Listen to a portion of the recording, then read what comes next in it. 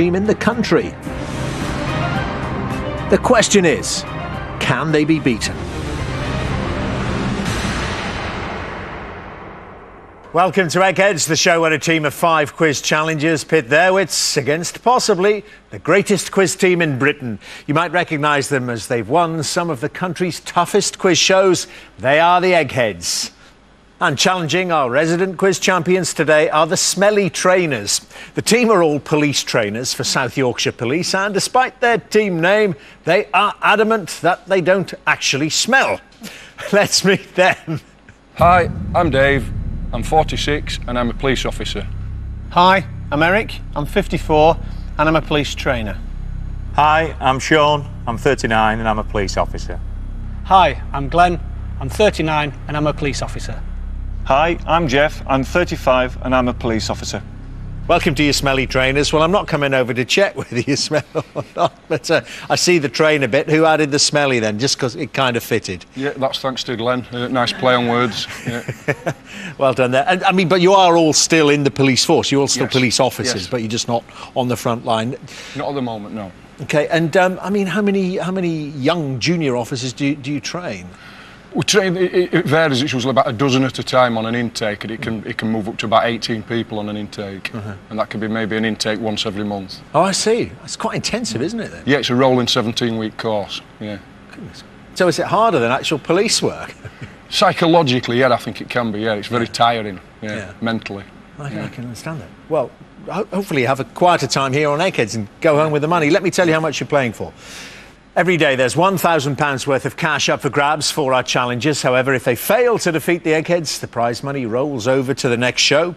So, Smelly Trainers, the Eggheads have won the last 24 games, which means £25,000. Says you can't beat the Eggheads. Right, OK. Decent amount of money there, £25,000. Our first head-to-head is on the subject of science. Who wants to play? Any one of you? Science. We kind of talked about this, didn't we?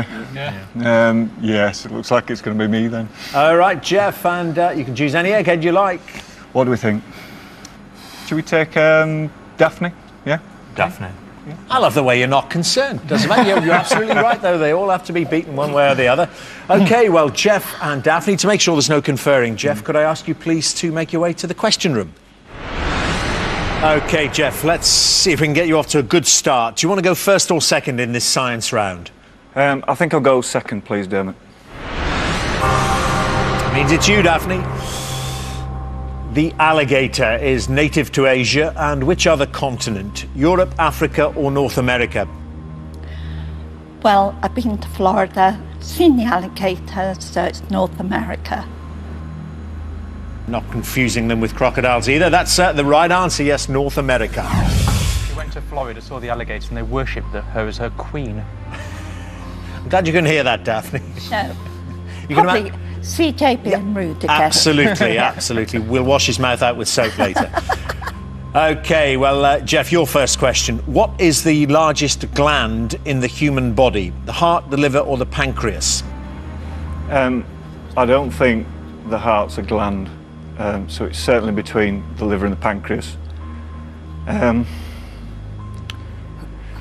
know the liver is bigger than the pancreas, it's just a question of whether the liver's a gland or not. I know the pancreas produces insulin. I'm going to take a guess that the liver's a gland as well and say that the liver is the largest gland. OK, gone for liver. Well negotiated, Jeff. Tricky question. It's the right answer. Yes, liver is the largest gland in the human body. OK, Daphne, what sort of creature is a lump sucker? A fish, a bird or an insect? Lump sucker. I think, yeah, I think it's a fish. Isn't it one of those ones that can come out of the water and still breathe? I think. Well, we don't need the out of water or breathing bit. It's a fish, yes. A lump sucker is a fish. Eggheads, any other egghead tell me about whether it has that ability to live out of water? I think lump sucker simply attaches itself to It's like a lamprey. To other creatures and A lump. Like a parasite. It's a mud skipper that comes out of water and breathes. Oh yeah, mud skippers coming out of water. Oh, that's what I meant. Yeah. Anyway, it doesn't matter. We weren't asking that. We were just asking what it is, and it's a fish. Okay, Jeff, second question for you. Which small predatory dinosaur was approximately the size of a chicken and took its name from the Greek words for elegant jaw? Is it Apatosaurus, Compsognathus, or Velociraptor? I've seen Jurassic Park, I'm sure a lot of people have. I'm fairly certain that the little dinosaurs in that rampages about were called Compsognathus. I think the Nathus bit of it means jaw, possibly. I'm going to go for Compsognathus, please. It is the right answer from Jurassic Park. Well, doesn't matter where you get them from, but also a bit of the Greek there as well. Egghead-like there, Jeff, well done. 2 out of 2. Okay, Daphne's third question. An altered or mutated version of the MC1R gene causes which hair colour in humans? Red, blonde or black? No idea. I would, well, lots of people have blonde hair and black. I would assume that red is slightly different, so I'd go for red. Red is correct, yes. A mutated version of the MC1R gene causes red hair in humans. So 3 out of 3. Well, a testing round for you both, and both are surviving well. But Jeff, you've got to get this to take us to sudden death. The chemical explosive nitroglycerin was discovered in the 1840s by which Italian chemist? Is it Giulio Natta, Ascanio Sobrero, or Marcello Malpighi? I really have no idea. I'd be lying if I said I did. And nitroglycerin, there's absolutely no clue in the name whatsoever, is there? It's just chemicals. So I'm going to have to pick an Italian, I think. The one that stood out for me when I saw it was Marcello Malpighi. Okay. That's the answer I'm going for. All right, the one you like the sound of. It's the wrong answer, Jeff. It is not Malpighi, it's Sobrero. Dermot, did you know he was so horrified by what it could do that he refused to take out a patent for it? I see, he just wanted nothing to do with it, or he was generous offering it to the rest of the world. No, he was just absolutely horrified by what it could cause. Bit the same then as Alfred Nobel and, and dynamite and offering the Nobel Prize as a result because of its power. Okay, well, it does mean, as I say, a very, very good round there. Some very tough questions for you both. Jeff has just been caught out by that nitroglycerin question. It means, Jeff, you won't be playing in the final round. Would you both please come back and join your teams? Well, one round played and one member of Smelly Trainers won't be playing in the final round. That's Jeff. 3 more head-to-heads, as I say, to come. Let's choose some more players then. Our next subject is arts and books. Who wants to play this? Arts and books. I've got a nasty feeling I'm going to end up with this, aren't I? Yeah. Yeah, thanks for that, Dave. I think so. Working down the line there. It's going to be you, Glenn, is it? Thank you. Which Egghead? Can't be Daphne, one of the other 4. CJ. CJ to guess. CJ. Okay. Yeah. CJ? All right with you, CJ? It's not history, I'm fine. Okay, yes. Having a bit of a torrid time at history of recent days. But let's have you both into the question room then, please, CJ and Glenn. OK, Glenn, it's arts and books. How do you want to play it? Do you want to start or let CJ begin? I'll play catch-up, please. I'll take the second set of questions. OK. Same as Jeff then, letting the Egghead start. CJ, in 2006, which former Spice Girl published her style guide entitled That Extra Half an Inch? Is it Jerry Halliwell, Melanie Chisholm or Victoria Beckham? Who cares? Well, the very talented and not at all publicity-seeking Victoria Beckham's most associated with fashion, so that's the one I'm going to go for. OK, that extra half an inch. Yes, by Victoria Beckham. Well done. Arts and books, eh? It's all class, isn't it? OK, first question for you, Glenn. In the Shakespeare play, Henry V, the Battle of Agincourt is fought on which saint's day? St. Anthony, St. Jude or St. Crispin? I remember this from seeing Kenneth Branagh's version of this. Went to see it at the cinema, and it's definitely St Crispin's Day. St Crispin's Day, the speech stuck in your mind, did it? Absolutely, yes. It's the right answer, yes, St Crispin's Day. It is one apiece. Second question coming up for you guys. CJ first. The Thought Fox is a poem by which British writer? Ted Hughes, John Betjeman or Dylan Thomas? Thought Thought. Yeah, The Thought Fox. It's hyphenated. Thought Fox. Never heard of it.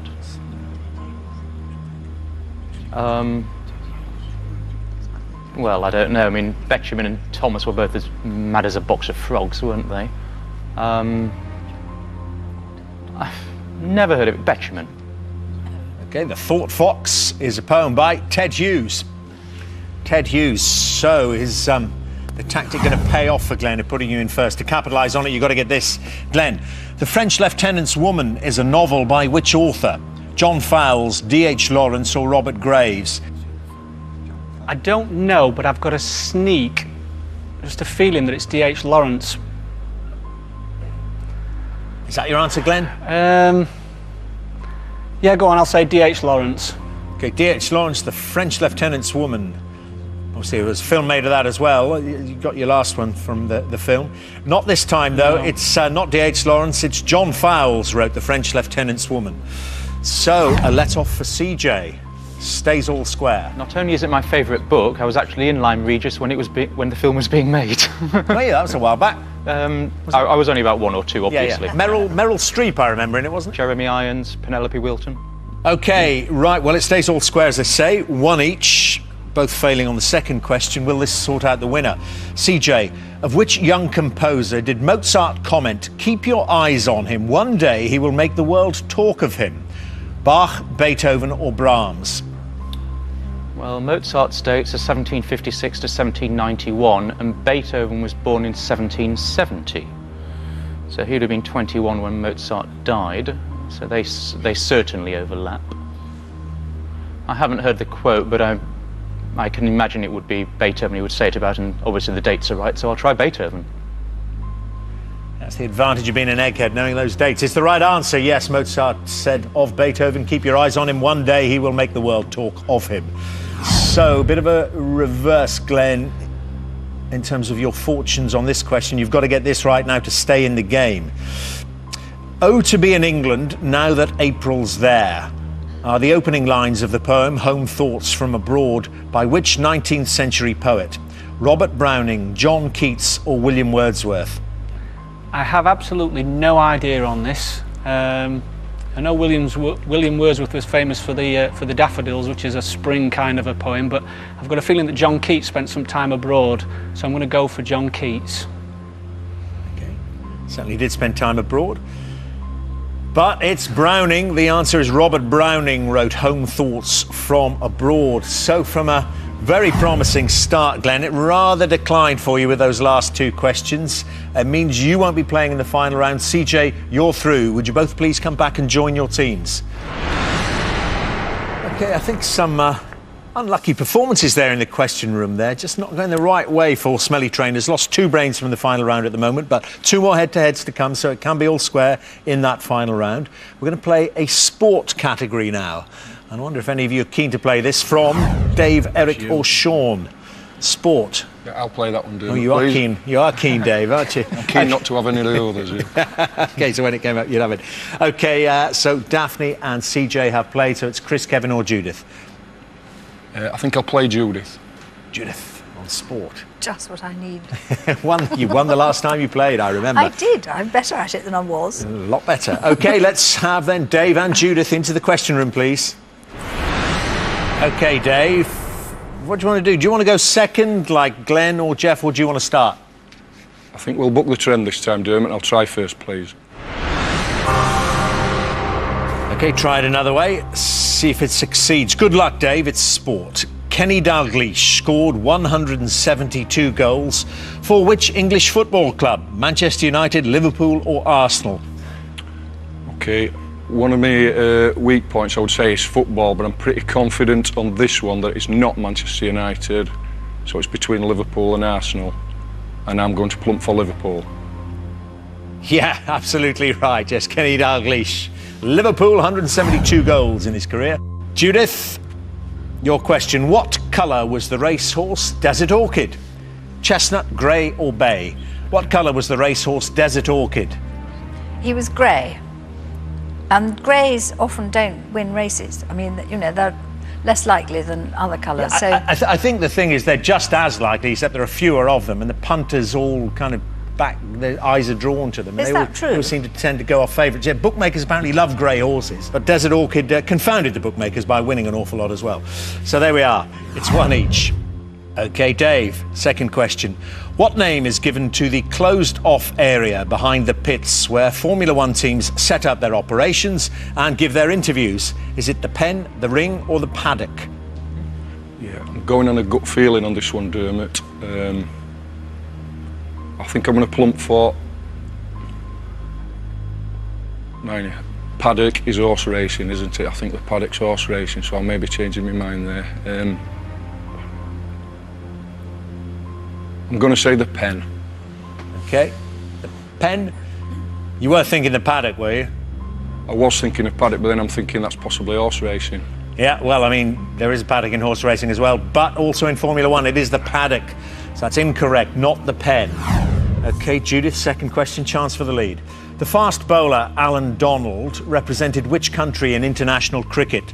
South Africa, Australia or the West Indies? Alan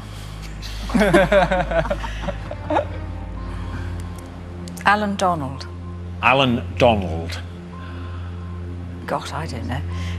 Could be any of them. I don't know when he was. There's nothing to say when he was. I really don't know. I think I'm going to say South Africa. Because to me it's the least likely, so maybe... I see. Reverse psychology. Yeah, reverse psychology. Counterintuitive. Reverse sweep. It's the right answer. Yes, Alan Donald is South African. It's the right answer. So, it means you've got to get this, Dave.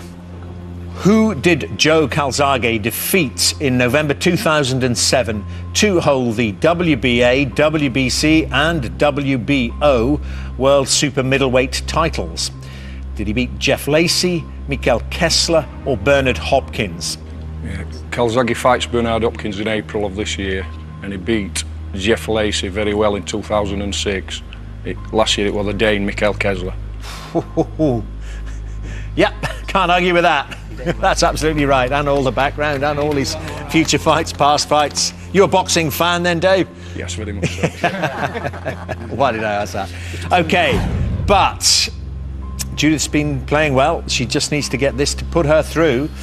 In the 1980s, Yuri Zakharovich was crowned both junior and the senior world champion in which sport? Gymnastics, weightlifting or swimming? Well, he sounds Russian. Zakharovich. And they're good at gymnastics and weightlifting. I don't think they're particularly good at swimming. So it's either gymnastics or weightlifting in my mind. And the Russians are particularly kind of beefy and good at weightlifting, aren't they? I think I'm going to just say weightlifting and pray.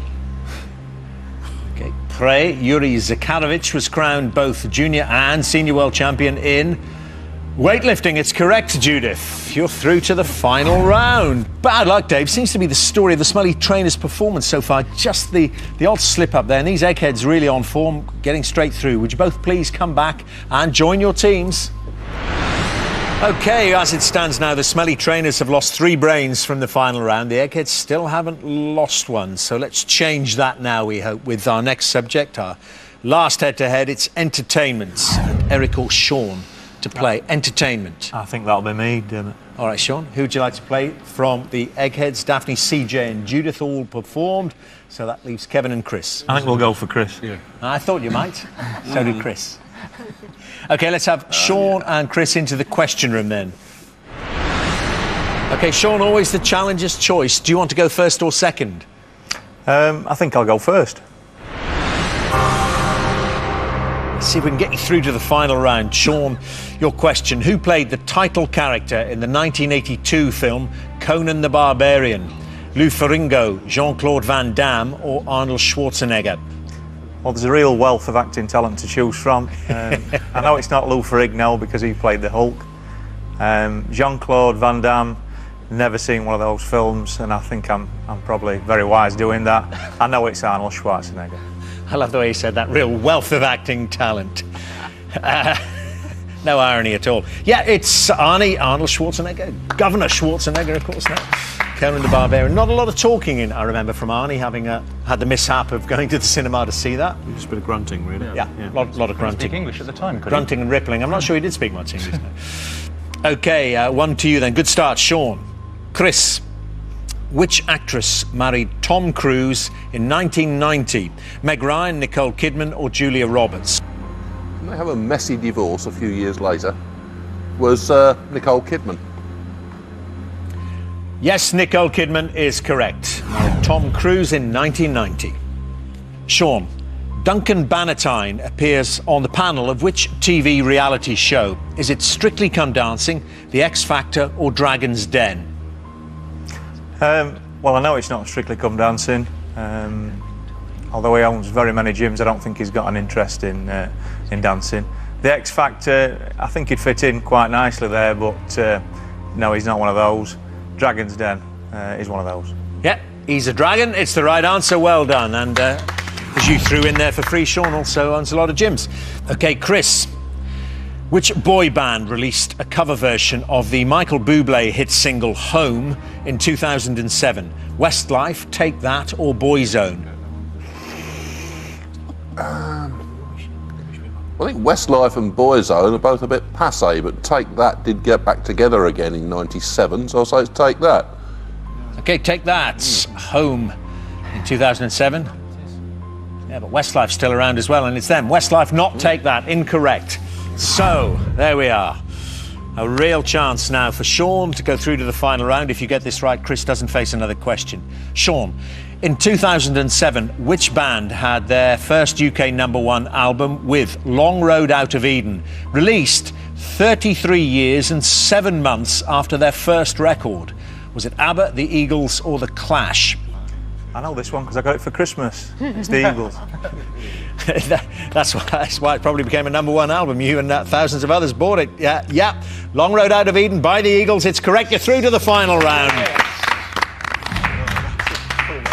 The last question in the last head-to-head, and we got you there. Great stuff, Sean. You'll be playing for £25,000 today. Chris, you won't be playing for the Eggheads. Would you both please come back and join your teams? So this is what we've been playing towards. It's time for the final round, which, as always, is general knowledge. But I'm afraid those of you who lost your head-to-heads won't be allowed to take part in this round. So Dave, Glenn and Jeff from the Smelly Trainers and Chris from the Eggheads, would you leave the studio, please? So, Eric and Sean, you're playing to win the Smelly Trainers £25,000. Judith, Kevin, CJ and Daphne, you're playing for something which money can't buy, the Eggheads' reputation. As usual, I'll ask each team 3 questions in turn. This time the questions are all general knowledge and you are allowed to confer. Smelly Trainers, the question is, are your 2 brains better than the Eggheads' 4 brains? And Eric and Sean, what do you want to do? Go first or second? First. We'll go first, please, Dermot.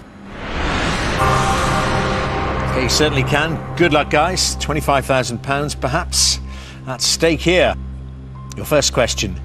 Badgers live in communities with an extensive network of burrows known as a what? A set, a dray or a holt? Badgers live in communities with an extensive network of burrows known as a what? And badgers said when they go hunting. A dray is squirrels.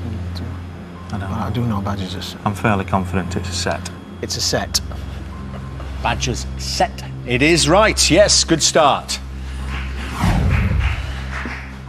Eggheads.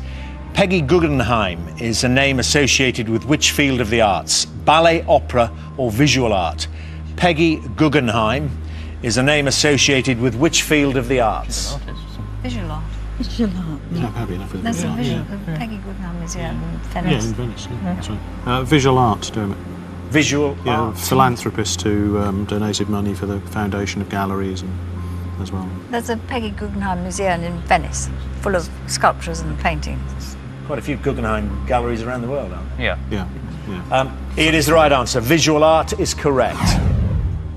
Okay, second question, Smelly Trainers. Which Canadian director filmed the 1991 movie Naked Lunch, which was based on the controversial William Burroughs novel of the same name?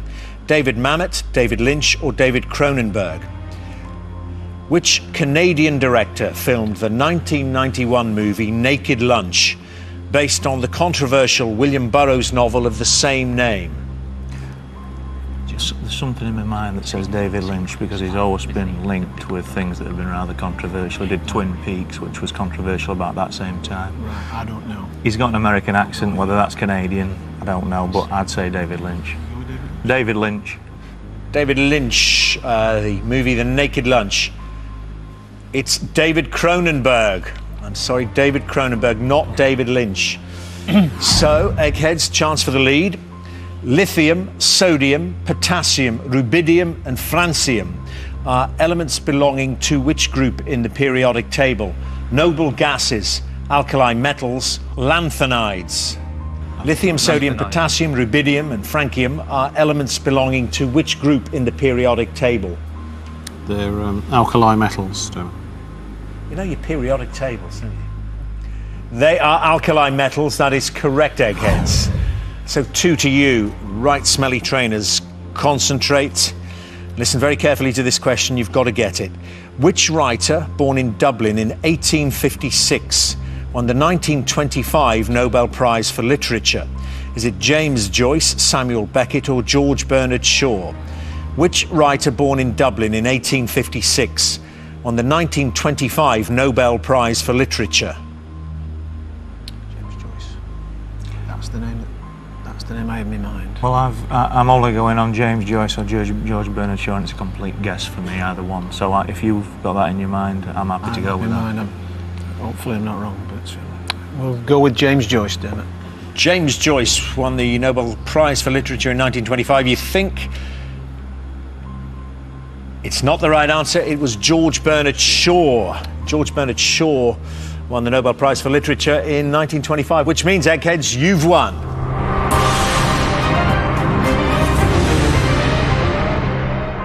Well, bad luck, Smelly Trainers. And I really mean that. It was bad luck. You just didn't really seem to get going. Some early good performances in those head-to-heads by your teammates sitting behind you who got ejected, Dave, Glenn and Jeff. Some really tough questions that they got through, and then just the odd question going awry, and these Eggheads jumping in and knocking you out. But thanks very much for playing today. Hope you enjoyed yourself. Absolutely. Better say yes.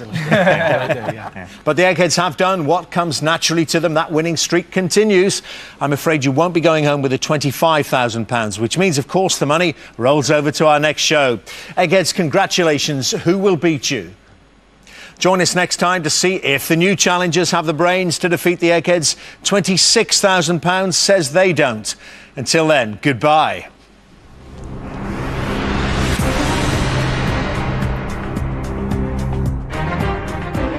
Chefs from Central England are the first to compete in the new series of The Great British Menu, next here on BBC Two. And then This World at 7 looks at the controversy surrounding the use of lethal injection as a death penalty in the US.